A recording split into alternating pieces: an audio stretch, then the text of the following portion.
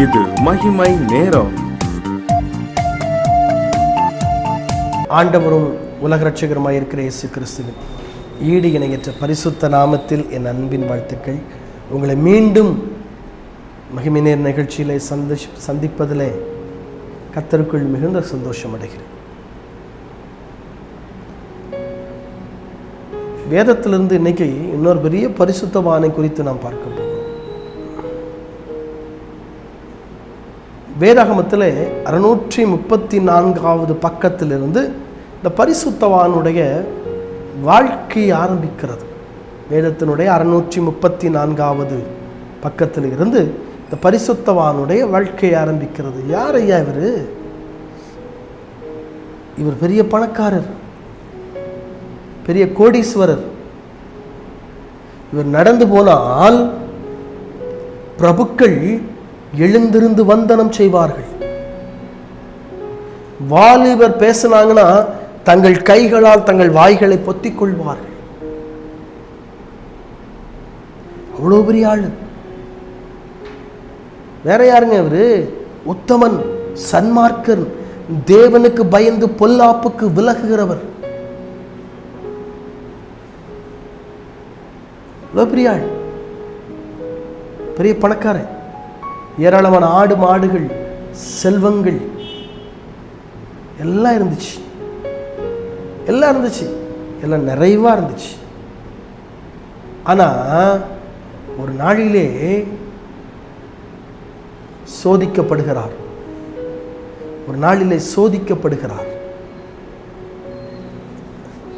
அவர் சோதிக்கப்படும் போது எல்லாத்தையும் இழந்துட்டார். தனக்குண்டான அனைத்தையும் இழந்து விட்டார். அவருக்குன்னு சொல்றதுக்கு ஒண்ணுமே இல்லை. அவரும் அவருடைய மனைவி 2 பேர் தான். இது எல்லாமும் இழந்து போனது. ஆடு மாடுகள், செல்வங்கள், சொத்து, பிள்ளைங்க, வீடு எல்லாம் இழந்தது மட்டும் இல்லை, உடம்பெல்லாம் கொடிய பருக்கள். மனைவி அவரை பார்த்து சொல்றா, ஏன் உயிரோடு இருக்கிறீரு? ஏன் உடைய உத்தமத்தில் உறுதியா இருக்கிறீரு? தேவனை தூஷித்து ஜீவனை விடும். என்ன அர்த்தம்? நீர் ஆண்டவரை ஏசிட்டு செத்துருயா, உயிரோடு இருக்காதையா, பார்க்க முடியலையா, பார்ப்பதற்கு சகிக்கவில்லை என அவ்வளவு வேதனைப்படுகிறீர், அவ்வளவு உபத்திரவப்படுகிறீர். இந்த வாழ்க்கை இன்னைக்கு சொல்லும் போது சொல்றது, யோபு போல சோதிக்கப்படுறேன். பொய் சொல்லாதீங்க. யோபுவை போல சோதிக்கப்படுகிறேன் இல்லையங்க. யாருங்க யோபு போல இந்த உலகத்தில் சோதிக்கப்பட்ட? சொல்லுங்க பாப்போம். நான் யோபுவை போல உபத்திரப்படுகிறேன் இல்லைங்க. பொய் சொல்லக்கூடாது. யோபு உபத்திரவப்பட்டதை போல இன்னைக்கு எந்த ஒரு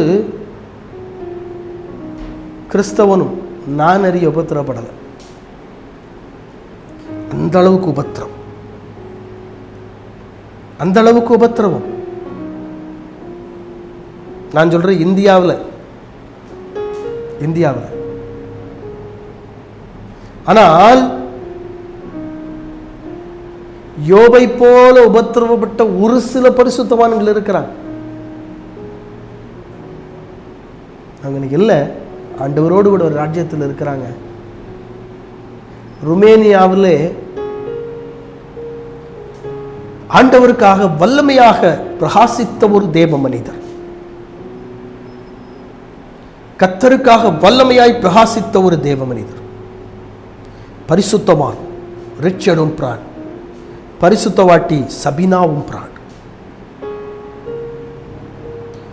மிகவும் வல்லமையாக ஆண்டவருக்காக பிரகாசித்தவர்கள்.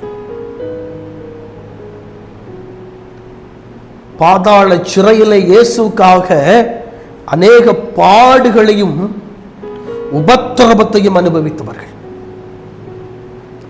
கிறிஸ்துவுக்காக அநேக அடிகளை வாங்கினவர் பரிசுத்தவான் ரிச்சர்டும் பிரான். கிறிஸ்துவுக்காக தன்னுடைய மகனையும் குடும்பத்தையும் இழந்தவர். காய்ந்த ரொட்டி கிடைக்கும்,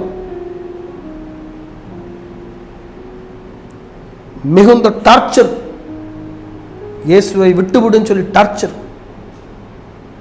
ஆனால் கிறிஸ்துவ விடலைங்க, நம்பிக்கையை விடலைங்க, கீழ்ப்படியாமைய அனுபவம் வரலங்க அவருக்கு.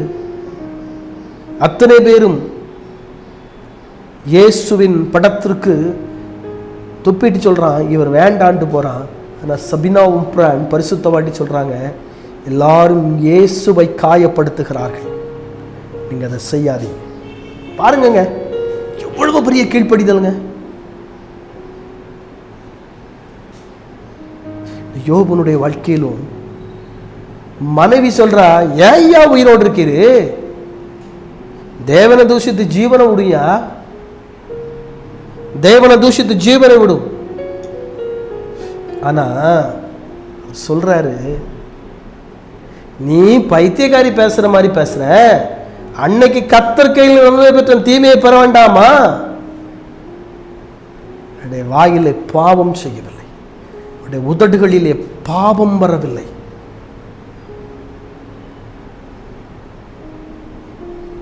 இன்னைக்கு உங்க அனுபவம் எப்படிங்க இருக்குது?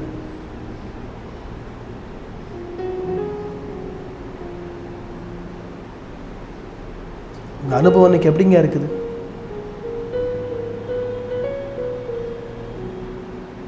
கீழ்ப்படிந்த அனுபவத்தோடு கூட இருக்கீங்களாங்க?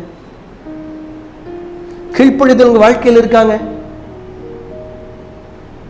சின்ன பிரச்சனை வந்தோடனே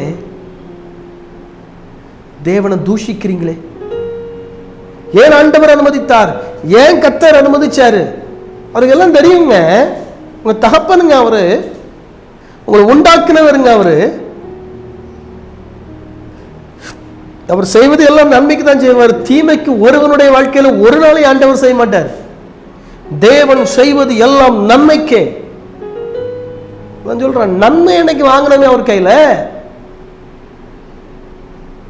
பாவம் செய்யலங்க, உதடுகளிலே கீழ்ப்படியாமைங்கிற அந்த காரியம் வரலங்க பாவத்தின் மூலமா. விசுவாசத்துல உறுதியா இருந்தாருங்க. உங்க வாழ்க்கை பிரச்சனை வரும்போது, வாழ்க்கையில போராட்டம் வரும்போது, வாழ்க்கையில நெருக்கங்களும் உபத்திரவங்களும் வரும்போது